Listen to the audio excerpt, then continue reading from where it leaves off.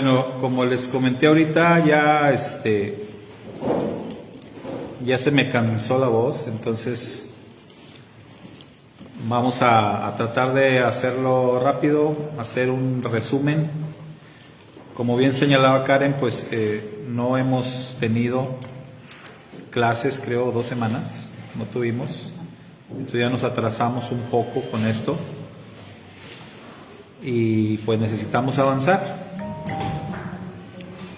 Entonces estamos con el tema número 3 en nuestra clase de discipulado, tema número 3, que es la redención. Hablamos de redención en 2 sentidos: redención personal y redención nacional. Redención personal porque dijimos, pues fue el hombre, o es el hombre quien necesita redención. Adán fue exiliado, necesita ser rescatado. Dijimos que en el plan de redención de Dios, la redención se va a llevar a cabo a través de un redentor, y que ese redentor tiene que surgir del pueblo de Dios. Entonces Dios escoge su pueblo. Dijimos que Génesis 12 es donde empieza el plan de redención, donde, digamos, se da el banderazo inicial con el llamamiento de Abraham, padre de la nación de Israel. Y entonces se echa a andar el plan, pero dijimos Israel pecó. O sea, Israel siguió el camino de Adán. Entonces ahora tenemos a un hombre caído y tenemos una nación caída. Sigue la necesidad de redención y dijimos sigue el plan de redención, pero ahora se requiere redimir a Israel, o sea, rescatar a Israel. ¿Por qué en ese orden? Porque otra vez el plan es que el hombre sea redimido a través de un redentor, pero ese redentor tiene que venir de una nación santa, que es Israel. Entonces por eso el orden es así. Necesitamos ahora que Israel sea redimido para continuar con el plan de redención del hombre. ¿Se entiende eso? Entonces por eso el Rab Shaul, conocido como el apóstol Pablo, que es por mucho el discípulo más aventajado de Yeshua, para muchos dicen Pedro es el discípulo más importante de Yeshua. Digamos, en orden de jerarquía, Pedro es el más importante, pero Pedro no es el más aventajado, o sea, no es el que aprendió más. Y eso la misma Biblia lo demuestra cuando Pedro dice que el Rab Shaul escribe cosas que ni él entiende. O sea, Pedro, bien honesto, dice, no, ni yo le entiendo, ¿no? Muchas cosas que él escribe o que él dice. Entonces, el Rab Shaul, uno de los discípulos o el discípulo más aventajado de Yeshua, él escribió que en el plan de redención el orden es el judío primeramente y después el griego, estableciendo que primero Israel tiene que ser redimido para darle continuidad al plan de redención a manera universal, si así lo queremos decir. Entonces tenemos, ese es la situación, redención de Israel. Ahora, ya dijimos que la palabra redención está relacionada con rescate, o sea, hay que rescatar. Y la palabra rescate, como se usa en el texto griego, en el Nuevo Testamento, tiene una connotación de pagar. O sea, el rescate allí, en el idioma griego, tiene una connotación de como cuando pagas el rescate por alguien que está secuestrado. Así se entiende. Entonces, si lo vemos así, hablando de figuras literarias, entonces la figura es alguien que está secuestrado. O sea, el hombre está secuestrado, Israel está secuestrado. y se necesita un pago para rescatarlos. Ahora, si lo vemos así, ¿quién dirían ustedes? ¿Quién dirían ustedes que es el autor de ese secuestro? ¿Quién tiene secuestrado al hombre? ¿Quién tiene secuestrado a Israel? Satanás. ¿Alguien más? ¿Una idea diferente? La inclinación al mal. ¿Mande? La inclinación al mal. La inclinación al mal, el pecado. El velo que puso Dios en Israel. Bueno, eso implicaría que fuera Dios el secuestrador. Entonces, la respuesta correcta es Dios. Es Dios, porque acuérdense que aunque el dicho ese de no se mueve la hoja de un árbol no está en la Biblia, no quiere decir que no sea cierta. No sé qué figura será esa, pero también, ¿no? O sea, es verdad, el principio existe en la Biblia. El principio existe, y lo que la Biblia sí dice, que un pajarillo que está en una rama de un árbol no cae a tierra si no es la voluntad de Dios. Entonces el principio es real, ¿verdad? Existe. Todo está sujeto a la voluntad y a la soberanía de Dios. Nada puede ocurrir fuera del dominio, fuera del control del Todopoderoso. Si eso pasara, entonces Dios no sería Dios. Si las cosas se le pueden salir de control a Dios, entonces no sería Dios. No sería el Dios que creemos, ¿verdad? El que tiene en control, el Todopoderoso, el Shaddai. No sería ese Dios. Entendiéndolo así, el diablo, si es que existe, porque tenemos nuestras dudas, ¿verdad? de que exista. En el judaísmo, el diablo es una figura, no es real. En el judaísmo. En el cristianismo es totalmente real. Pero la idea de un diablo real viene más de los griegos, no de los judíos. El infierno de Dante es donde se origina todo eso. Entonces, si el diablo existe o si no existe, pero vamos a suponer que exista, tenemos que decir que el diablo es un siervo de Dios. Y tal como la Biblia lo enseña, el diablo no puede hacer nada sin el permiso de Dios. Nada. Dios está en control de todo lo que ocurre, absolutamente. Si lo vemos así, ¿quién entonces secuestró al hombre y quién secuestró a Israel? Si fue el diablo, lo hizo con permiso de Dios. Lo hizo con permiso de Dios. Pero si vamos al texto, por ejemplo, en el Adán, ¿qué hizo el diablo? La serpiente.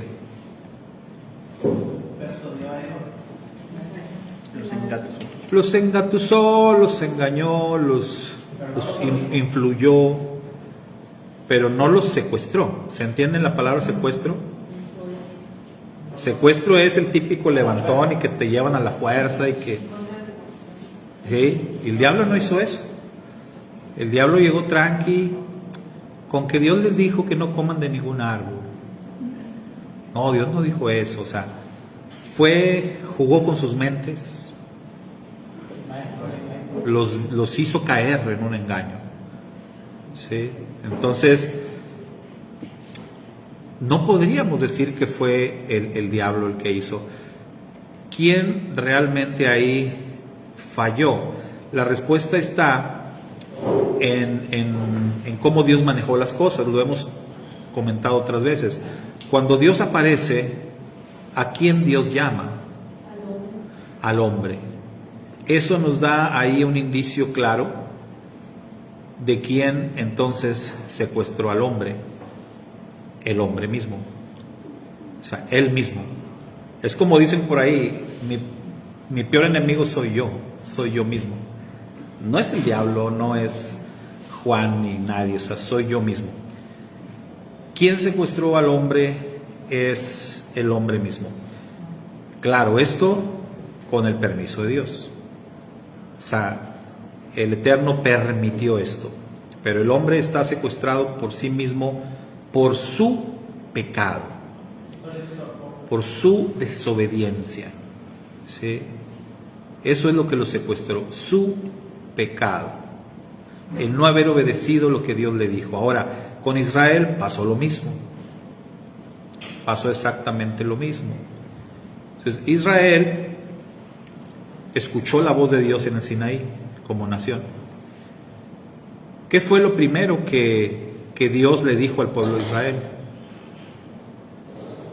Los 10 mandamientos. Fue todo lo que ellos escucharon, porque ya no quisieron seguir escuchando. Fue cuando ellos dijeron: Moisés, mejor tú habla con él y ya después tú nos dices. Las primeras instrucciones que ellos reciben son: yo soy el Eterno tu Dios. No te harás o no te proveerás de dioses que sean ajenos a mí. No te harás imágenes, etc. Eso es lo primero que ellos escucharon. Cuando Moisés sube a la montaña, que fue lo primero que hicieron, después de 40 días, que no sabían de Moisés, se hacen un ídolo. O sea, específicamente lo que Dios les dijo que no debían hacer, eso fue lo que hicieron. Si ven la relación entre Adán y el pueblo de Israel, pues pasó lo mismo. Desobedecieron la instrucción, quebrantaron la palabra de Dios. De ahí entonces Israel es secuestrado. ¿Por quién? Por su propio pecado, pero es un pecado como nación. Primero fue el hombre, que es un pecado personal, pero que lamentablemente lo heredamos todos. Heredamos la inclinación al mal, como decía Iván. Entonces, un bebé nace sin pecado, pero nace con la inclinación al mal. O sea, es cuestión de tiempo y ese bebé va a pecar. Entonces, ese es el panorama.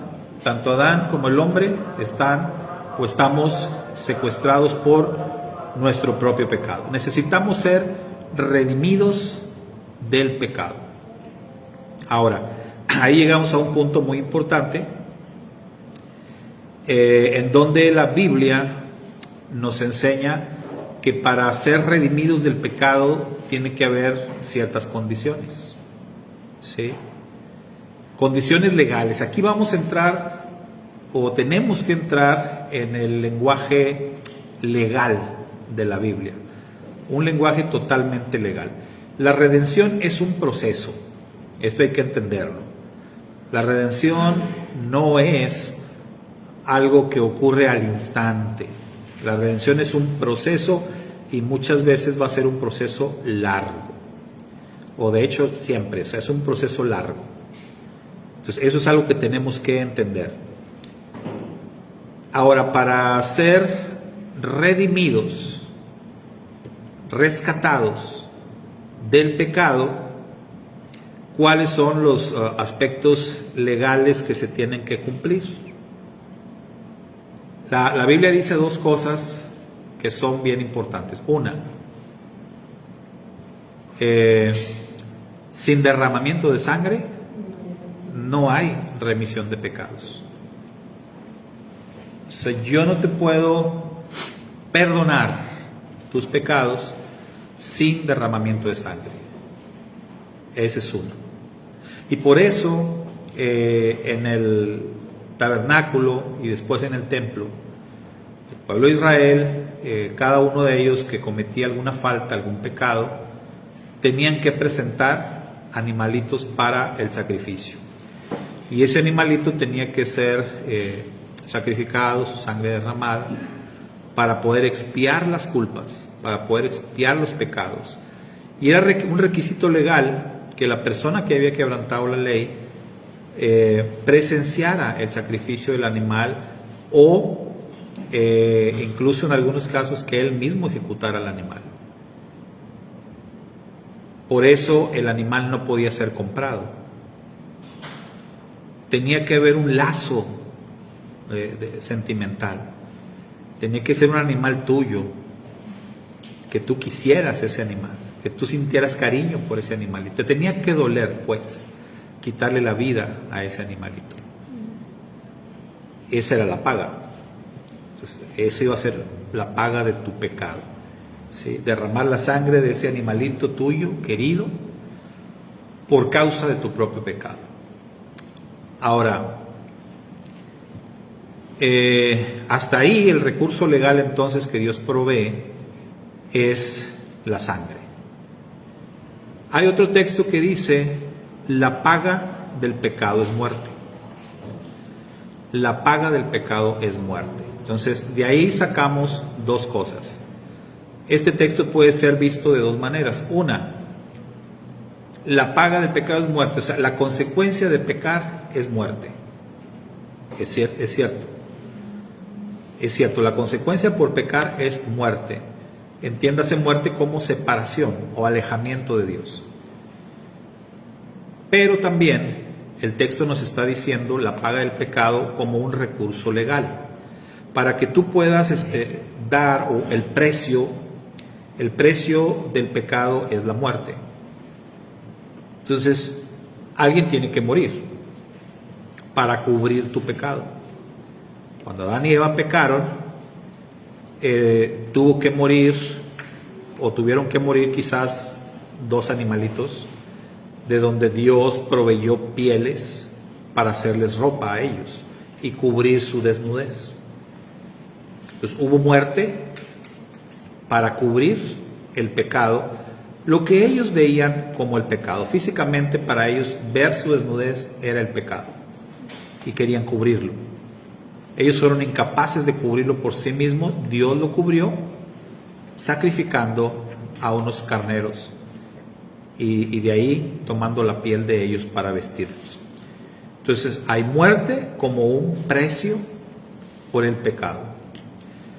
Cuando Israel pecó como nación, ¿hubo también derramamiento de sangre? Sí. Ese día murieron 3,000 personas. Ese día murieron 3,000 personas para, de alguna manera, pagar el precio. Y ellos pagaron el precio de toda la nación.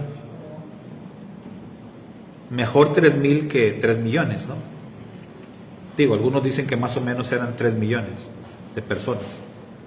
Murieron 3,000, como la 10ª parte. Sin derramamiento de sangre no hay remisión de pecados. Cuando se peca es necesario que se derrame sangre.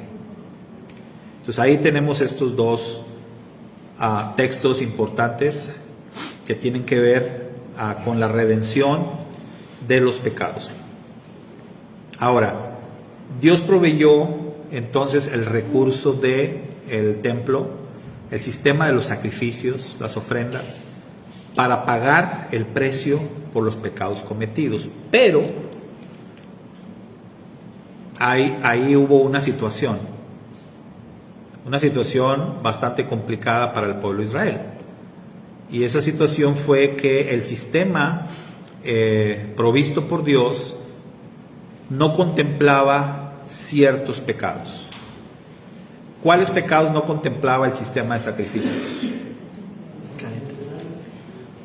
¿Perdón? Bueno, los intencionales sí, también, pero había unos que no. Eran los pecados que se castigaban con la pena capital, o conocidos como pecados de muerte. Son dos tipos. O sea, si lo vemos, muchos al estudiar este tema por encimita, en el hebreo dice karet,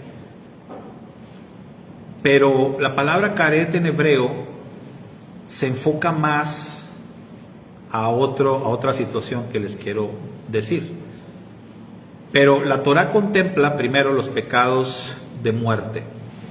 O sea, ¿qué son pecados de muerte? Son pecados para los cuales no hay una paga, o sea, no hay ninguna ofrenda, ningún sacrificio que te pueda servir. que puedas escapar. No lo hay. O sea, hay pecados en la Torá que son castigados con la pena de muerte. Y los pecados caret, fíjense, porque esto sí está más fuerte, ¿no? Los pecados caret, ya cuando vas a lo profundo, son pecados que la persona comete que no solamente mereces la pena de muerte en este mundo, sino que el pecado caret ¿cómo decirlo? Te exilia, no te permite la entrada al mundo venidero. Ese es el pecado caret. O sea, no es el cuerpo el que es castigado, sino el alma. En un pecado caret es cuando la corte a ti te dice: tú no puedes entrar en el reino venidero. No vas a entrar. Fuiste castigado con caret. O sea, tu alma es cortada. No eres, tú no hay manera de que apruebes para entrar en el reino venidero. ¿Se entiende? Esos son dos conceptos. El Rab Shaul dice algo sobre un personaje a la asamblea de Corinto, algo misterioso, ¿no? Cuando dice este personaje que se ha entregado a Satanás para que, digamos, él dice palabras más, palabras menos, que la persona muera, pero que su alma se salve. Y el Rab Shaul, otra vez, un discípulo muy aventajado, ese cuate entendió los misterios muy bien, pero quizás no los explicó bien, y por eso nosotros nos quedamos todavía sin entender. Pero él ahí en ese texto de 2 Corintios, él está manejando los dos conceptos de pecado, el de muerte y el caret. Y está diciendo, pues, que de alguna manera es preferible que la persona sufra la pena de muerte, pero que su alma se salve. Es lo que está diciendo ahí. Relacionado también cuando Yeshua dijo: el que quiera salvar su vida la perderá, pero el que la pierda por causa de mí la hallará. Entonces, si tú mueres por causa de Yeshua, recibes pena de muerte por el sistema del mal de este mundo, tu alma está totalmente salvada. Hablando aún de una persona que no fuera creyente. En cambio, si es un creyente, pero un creyente que decide traicionar a Yeshua, negar a Yeshua, queriendo salvar su vida en este mundo, la va a salvar, pero su alma se va a perder, va a sufrir caret. Entonces son temas complicados, poco profundos, pero cuando lo vemos desde la Torá podemos entenderlo un poquito mejor. Entonces luego les voy a mandar este documento, o sea, la clase por escrito se las voy a mandar, porque aquí estoy enlistando los pecados considerados como de pena capital, pena de muerte. El sistema legal dado por el Eterno a nuestro pueblo incluyó la pena máxima por cierto tipo de infracciones de la ley divina. En un documento judío llamado la Misná se habla de 36 violaciones que fueron consideradas mortales, penadas por caret. Esto es corte, escisión de la comunidad mediante la imposición de la pena capital. Esto desde el punto de vista físico. Entonces se usa la palabra caret también igual para pena de muerte, pero en este plano. Pero cuando se usa caret en el plano espiritual, pues es más grave.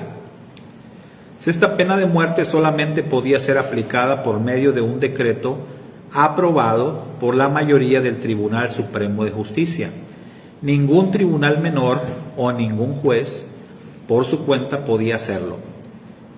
Como algo muy común en nuestros hermanos cristianos, con nosotros que estamos en Raíces, es que nos echan en cara eso, y dicen ellos, no, pues si a esas vamos y ustedes dicen que todavía está vigente el Antiguo Testamento, pues vamos apedreando a los hijos desobedientes, vamos matando a todos y se ponen en un plan así a medio agresivo. No entienden esta parte de la Torah, que la pena de muerte el Eterno la dio, sí, pero tiene que cumplir con los requisitos. Para empezar, tiene que haber un Sanedrín, tiene que haber una corte de justicia compuesta de personas con los requisitos establecidos por la Torah. ¿Saben ustedes lo difícil que es hacer eso? Hoy en día, imposible. Incluso hay quienes dicen que solamente hubo una corte así y fue la primera generación, los que acompañaron a Moisés. Posteriormente ya no hubo una corte así que tuvieran la autoridad para imponer la pena de muerte. Pero bueno, eso es algo que ahí está en la Torah. Entonces no se podía ejecutar a nadie. Ustedes saben que incluso los casos o algunos casos de ejecución que hubo fueron consultados por Moisés directamente con el Eterno. Es decir, ni Moisés mismo se atrevió a dar una pena de muerte. Él consultó con el Eterno y así el Eterno le decía, ¿sabes qué? Sí, ejecútenlo. Porque creo que también es algo que nosotros tenemos muy presente, de que nadie quita la vida más que Dios mismo. Ajá. Entonces, en cierta manera, nosotros estamos como que, es que si nosotros lo hacemos sin autorización, es como que pues nos estamos saltando la autoridad del Padre. Se cometería lo que dijo el mismo Rab Shaul, ¿verdad? Que en lo que juzgas a otro te condenas a ti mismo. Ahora, hubo, de acuerdo a documentos como la Misná, el Talmud, otros documentos judíos, podemos nosotros saber cómo eran llevados a cabo las penas de muerte. Uno era por estrangulación. En este caso se colocaba al reo en una cloaca hasta las rodillas. Luego se tomaba una tela en forma de trenza y se le rodeaba el cuello. Luego, los dos testigos que testificaron contra la persona, esto era parte del proceso, jalaban y tensaban la trenza cada uno por su lado hasta que el reo moría estrangulado. ¿Te imaginas? Por eso no es bueno andar ahí de testigos, ¿verdad? Que sí, no. Porque los que testificaban, tú viste, tú sí, bueno, tú lo vas a ejecutar. Sí. Este tipo de muerte por estrangulación se llevaba a cabo en los siguientes casos: relación sexual ilegítima con una mujer casada, golpear y herir al padre o a la madre, secuestrar a una persona, profetizar falsamente, rendir culto a una deidad pagana. Estos son algunos casos. Entonces les voy a mandar toda esta lista, que está muy interesante, para que ustedes vean los diferentes casos en los cuales se aplicaba la pena de muerte y por qué pecados es que se aplicaba la pena de muerte. Algunos eran por lapidación, por estrangulamiento. Aquí habla de cuándo era que los colgaban en el madero, como dice la Torá. Pero es muy interesante ver todos los casos que eran considerados como caret, como pena de muerte. Ahora, nada más rápidamente, el pecado caret que les decía, dice, aunque algunas restricciones aplican, ciertas violaciones que son condenadas por caret tienen repercusiones espirituales, es decir, que el alma, no el cuerpo o la vida física de la persona, sino su alma, es truncada o cortada del mundo por venir. En este caso, la persona no podrá tener parte en el reino de los cielos, queda para siempre excluida y condenada a la muerte segunda, es decir, la destrucción total de su alma. Y ahí es donde la Misná establece que son 36 pecados condenados por caret. Según otros, el número se eleva a 44 violaciones. Hay que decir que la mayoría de estos pecados condenados por caret son de carácter sexual, tanto a nivel de incesto como homosexualismo, bestialismo, adulterio, fornicación, prostitución, etc. En estos casos, la pena de caret era impuesta por los tribunales. Algunos tipos de pecados condenados por Caret eran exclusivamente tratados por el tribunal celestial. Recordemos que las cosas que Dios mandó establecer en esta tierra por medio de Moisés, hablamos del tabernáculo, sistema de sacrificios, hablamos también de las cortes. Todo eso son figuras de lo celestial. Se quiere decir que en el cielo hay una corte celestial que decide sobre los asuntos de pecados Caret, en este caso. Algunos tipos de pecados condenados por Caret eran exclusivamente tratados entonces por el tribunal celestial, y ello implicaba ciertas muertes prematuras o muerte de los hijos, pero en sentido general solamente el transgresor moría. No hay ofrenda de expiación disponible para los pecados condenados por Caret. No solamente esto, pero aún en el caso de que la persona se arrepienta, un tribunal no tiene autoridad para perdonar a un reo cuando su caso ha sido demostrado por testigos. Ahora bien, ¿cómo podemos ser redimidos de los pecados Caret? ¿Se puede o no se puede?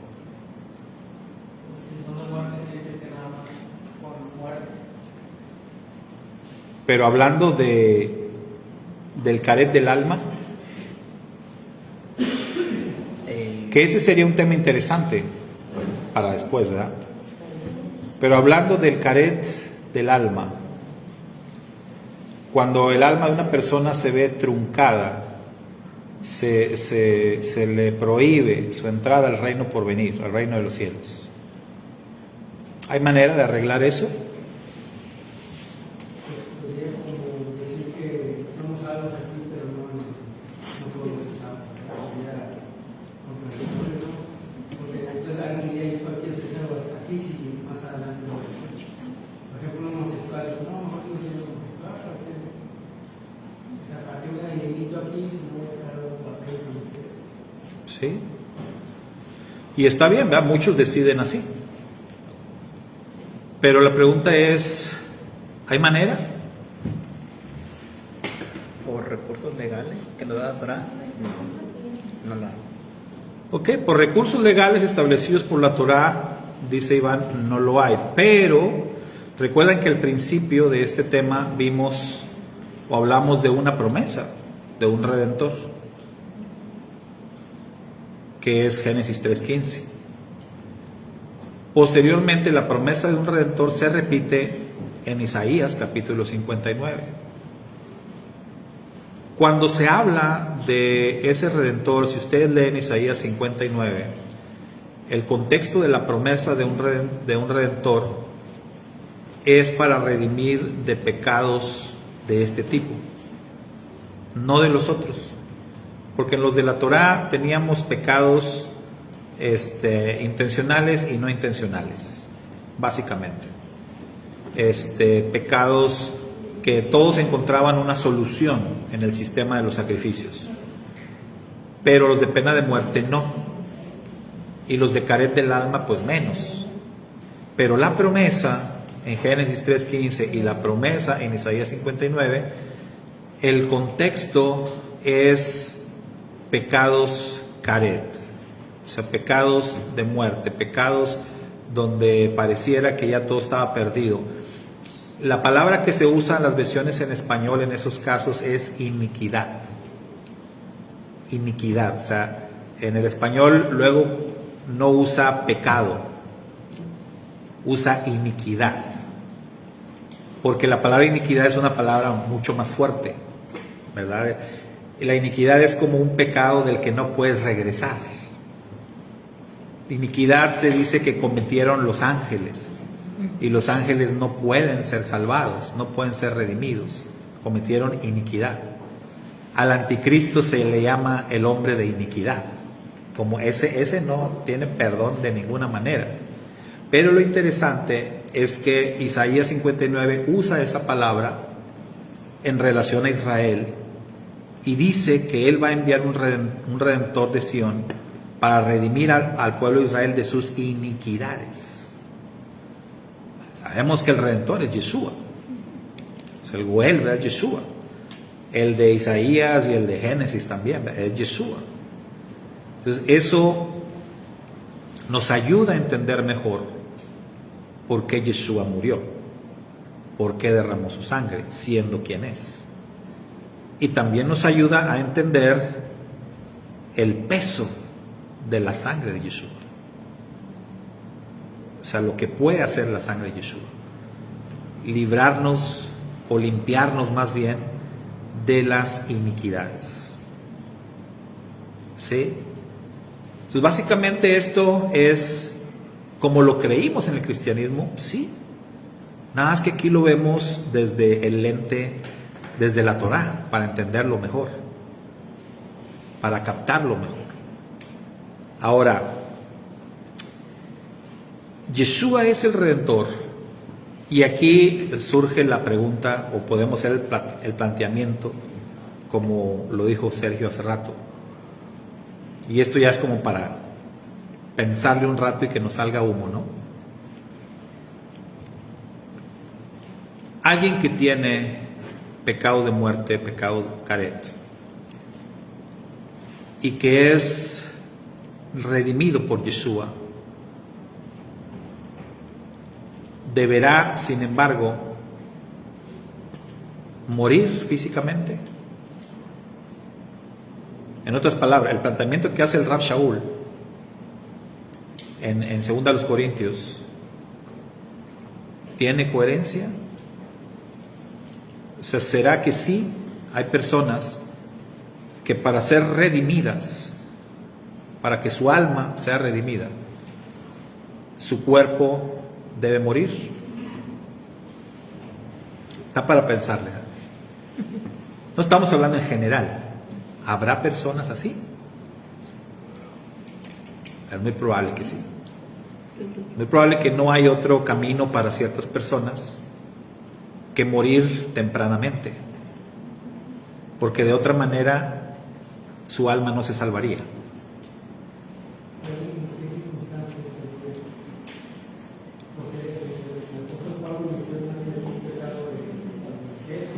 Sí.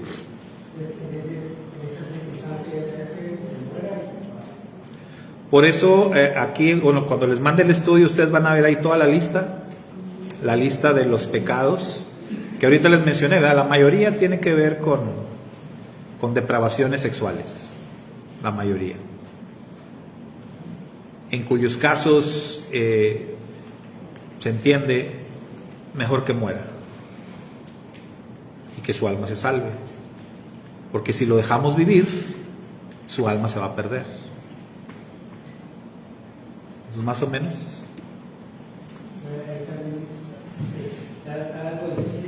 Sí. Las circunstancias, porque si yo voy con ese pecado y le voy a querer hacer algo así, como necesita alguien que ya se haya arrepentido, ¿no? Sí, o sea. Tendría que haber un arrepentimiento, ¿no, pastor? Porque, por ejemplo, ahorita recuerdo a una persona que también practica eso, la depravación de homosexual y todas esas cosas, y él decía eso, o sea, pues que esa también que él había elegido y que se quería seguir y todo eso, que como quiera, ya cuando él antes de morir se iba a arrepentir, y decía ya, pues no se sabe. Así era su idea de que él es eso, y así Ajá. muchas personas que practican ese tipo de cosas así dicen, a la mera hora me arrepiento y ya. Pero pues yo siento que debe haber un cambio, una transformación antes. Ah, sí, claro, o sea, eso no funciona, definitivamente. Muchos piensan así, pero no funciona. Déjenme les leo esta parrafito. Hay que decir que en sentido general, en contadas ocasiones, la pena capital era impuesta, exceptuando la corrupción o manipulación política que las hubo en sentido general. Ningún tribunal imponía la pena capital, y cuando se hacía, la intención era que con su muerte el reo pudiera expiar sus pecados y tener una parte en el mundo por venir. Esto era así porque al enfrentarse a la realidad de la muerte, la persona tenía la oportunidad de hacer teshuvah. Entonces, en ese sentido, el que la persona fuera condenada a la pena de muerte lo llevaba a un estado de hacer teshuvá, de reflexión, de ponerse a cuentas, que no todos lo hacen, no todos lo hacen, pero en este caso la acción era para eso, que pudiera hacer teshuvá y que al morir sus pecados fueran expiados. Entonces aplica de esa manera, no necesariamente como una regla, ¿verdad? De decir, para que tú puedas ser perdonado tienes que morir. O sea, no es así. Sino hablamos de ciertas personas que, digamos, viven bajo ciertas prácticas depravadas, que si no ven amenazado su modo de vida, o si no se ven amenazados por la muerte misma, no van a abandonar su estilo de vida. No lo van a abandonar. E incluso si lo hubieran amenazado, si les pasara algo muy grave, muy probablemente los lleve a ese terreno de la teshuvá, del arrepentimiento, de entrar en una relación de pacto con Dios, etc. Pero esa persona más adelante va a volver a lo mismo. Entonces, cuando veamos el tema del nuevo nacimiento, nos va a quedar más claro esto, ¿verdad? Porque acá estamos hablando de alguien que no nació de nuevo. Estaríamos hablando entonces de que el Eterno en su misericordia le permita a una persona que haga un arrepentimiento genuino en el momento, muriendo alcance la expiación por sus pecados. Porque el Eterno sabe que si esa persona sigue viviendo, va a seguir pecándose, o sea, va a seguir en su mismo pecado. No seguir pecando porque todos seguimos pecando, pero que va a seguir en sus mismos pecados. Entonces se ve esto más como un acto de misericordia de Dios que como un acto de justicia, si lo queremos ver así. Pero por eso les dije, es algo complejo, ¿sí? Es algo complejo porque estamos hablando de pecados de muerte, pecados caret, que solamente Yeshua puede expiar, solo Yeshua puede perdonar. Pero ¿qué hay de las personas que han manifestado fe en Yeshua y se apartan y luego viven vidas de pecado así? O sea, ¿qué hay de esas personas? ¿En qué condición están esas personas? Aplicando esto tendríamos que decir que están bajo caret. Y es lo que dice Hebreos, que alguien que menosprecia la sangre del pacto, hablando de la sangre de Yeshua, ya no queda más, no hay más. Lo que queda es una horrenda expectación de fuego que dice el escritor de los Hebreos ha de devorar a los adversarios. Entonces es necesario tratar de entender esto, ¿no? Pero bueno, lo más importante es que Yeshua es el Redentor, que Él tiene toda la autoridad, todo el poder. A Él se le fue conferido o perdonar o condenar. Yeshua juzga, Él es el juez y Él es el único que nos puede o perdonar o condenar. Él y solamente Él. En Él está. Sí, hermana. Es que yo tengo una historia que quisiera contar, compartir con ustedes. Por ejemplo, yo tenía un cuñado que él era borracho, ¿verdad? Tomaba mucho y maltrataba mucho a su familia. Después de un tiempo, él decide refugiarse en una iglesia, pero se fue a Tamaulipas. Y después estuvo como 6 meses, él se arrepintió y ya decidido quería recuperar a su familia, dejó de tomar, dejó de hacer las cosas malas, pero pues fue cuando le pegó el COVID y fue cuando falleció. Pero antes de morir, él siempre me preguntaba a dónde van los muertos y cosas que quería saber, y me decía que él ya estaba listo para morir porque el Padre Eterno ya lo había perdonado. Sí. Puede ser un caso así y puede haber muchos casos así. Por eso les decía, la paga del pecado es muerte.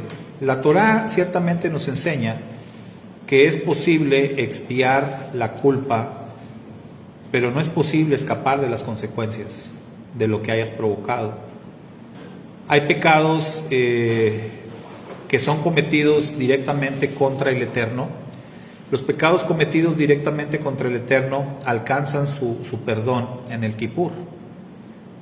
En el Kipur se perdonan los pecados que se cometen directamente contra el Eterno, pero no los pecados que se cometen contra el prójimo. Pareciera, en nuestra lógica debería ser al revés. Nosotros consideraríamos más graves los pecados cometidos contra el Eterno, pero el Eterno considera más graves los pecados que cometemos contra el prójimo. Por eso el Eterno dice, si tienes tu ofrenda ahí delante del altar, ve y reconcíliate primero con tu hermano. Conmigo no puedes arreglar nada hasta que te arregles con tu hermano. Entonces, pecados más graves son los que se cometen contra el prójimo. ¿Por qué? Porque ahí es como una cadena, como un efecto dominó, donde tú lastimas no solamente a una persona. Entonces, cuando estamos hablando de una persona con adicciones, un alcohólico, una persona que es violenta en la familia, está lastimando a varios. Está lastimando a la esposa, está lastimando a los hijos, está lastimando muy probablemente a los papás de la esposa, muy probablemente está lastimando a vecinos. O sea, esto es un efecto. Y si un día esa persona, digamos, quiere hacer techubá, recuerden, es reconocer el pecado, confesar el pecado, pedir perdón, reparar los daños hechos o compensar el daño que se ha hecho. O sea, imagínense lo difícil que es para una persona el hacer techubá. Muy complicado. Reparar los daños causados a todos a los que él dañó, a todos los implicados. Suena bastante complicado, suena bastante difícil. Yo no sé si esto es así o no, pero hay casos donde, como el testimonio que cuenta la hermana, y me ha tocado ver algunos casos así, donde las personas, después de entregarse al Señor, después de estar como ya en un camino de teshuvá, mueren repentinamente. Se mueren repentinamente. No, yo no tengo respuesta para eso, ni sé si fue por eso o no lo fue. Pero lo que sí, pues quiero pensar que existe la posibilidad que el Eterno decidió eso precisamente para expiar el alma de la persona, para que la persona sea salva. Y su muerte fue parte de la expiación. Entonces sí puede haber muchos casos así. A final de cuentas son términos legales bastante complicados en la Torah. Muchos de ellos no alcanzamos a entenderlos. La muerte de Yeshua y sus implicaciones legales también son bien difíciles de entender para nosotros. Por eso nosotros tenemos que creer en Yeshua desde una perspectiva de fe, no tanto con los judíos. Si los judíos creyeran en Yeshua, ellos quisieran creer en Yeshua desde los términos de la legalidad de la Torah, pero es bien difícil. Por eso el Eterno nos ofrece la alternativa de la fe. Claro, una fe verdadera, una fe obediente, pero fe al fin. Que tú creas en Él, que confíes en Él. ¿Sí? De eso se trata. Pero en cuanto a las consecuencias de los pecados, hermanos, pues eso es totalmente cierto. O sea, no funciona si alguien te dice, mira, tú cree en Yeshua o cree en Cristo y ya. Todo va a quedar sin perdón. Así no funciona. Esto no es así. ¿Recuerdan que les platiqué una anécdota de un muchacho que le compartimos el evangelio aquí? Y que él, platicando conmigo, él me confesó que él había asesinado a una persona. Era un jovencito. Y que él en los Estados Unidos andaba en las pandillas. Porque yo cuando le empecé a hablar del evangelio, él me dijo que, él me aseguró que para él no había perdón. Y le dije, ¿por qué? Y me platicó su historia y me platicó llorando. O sea, yo vi en él a alguien de verdad sumamente arrepentido. Alguien que estaba haciendo teshuvá. Y yo le hablé del amor de Dios, el amor de Jesús. Estábamos en el cristianismo en ese tiempo. Le hablé del evangelio. Pues le hablé de la alternativa de arrepentirse. Y él lo hizo, se arrepintió de sus pecados, pidió perdón a Dios. Y entonces él me dijo que se iba a ir a Estados Unidos. Y me dijo, me voy a ir, pastor, porque quiero, si Dios así lo decide, si Dios así lo quiere, y si a mí me detienen allá, yo sé que voy a ir a la cárcel, porque estoy ya fichado. Pero si es así, pues lo acepto. Yo no supe qué pasó con él después, ya no supe. Pero la actitud de él a mí me dice que él estaba realmente arrepentido. Porque él dijo, yo voy a cruzar y si me detienen, yo sé que voy a ir a la cárcel y yo sé que muy probablemente me van a ejecutar por lo que había hecho. Pero él dijo, estoy en paz. Si eso es lo que Dios quiere, y yo siento que es lo que tengo que hacer. Tengo que enfrentar las consecuencias de lo que hice. Y se fue, y yo ya nunca lo volví a ver. Pues no sé qué pasó. Pero muchos casos van a existir así. Cada caso es diferente, y aunque el plan de redención sea uno, aplica diferente para cada persona. Bueno, nos vamos. Ahí les mando el documento para que lo lean, lo examinen. Más que nada es la lista de pecados considerados caret y la forma en cómo se llevaban a cabo las penas de muerte en el antiguo Israel. Shalom, shalom a los que estuvieron acompañándonos, bendiciones, hasta la próxima.